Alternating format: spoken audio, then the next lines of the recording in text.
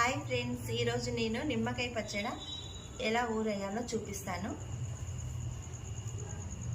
నిమ్మకాయని ఇలా నిలువుగా 4 ముక్కలు చేసి ఇందులో మధ్యలో ఇలా కాట్లు అయితే పెట్టుకోవాలండి. కాట్లు పెడితే ఇలా గింజలు అయితే వచ్చేస్తాయి బయటికి.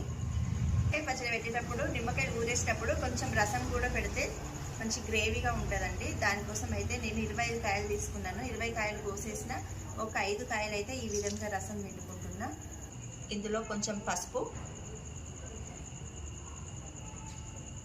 కొంచెం ఉప్పు వేసి ఈ విధంగా కలిపి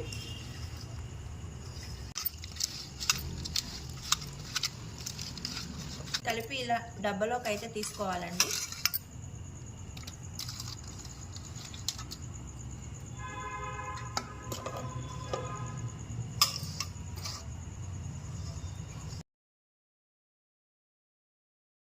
ఇలా ఉప్పు పసుపు కలిపి పెట్టిన నిమ్మకాయలని ఒక 10 రోజులు అట్లనే పక్కకు పెట్టాలండి. తర్వాత ఊరుతాయి. ఊరిన తర్వాత నేను పచ్చడి ఎలా పోపు చేయాలో చూపిస్తాను.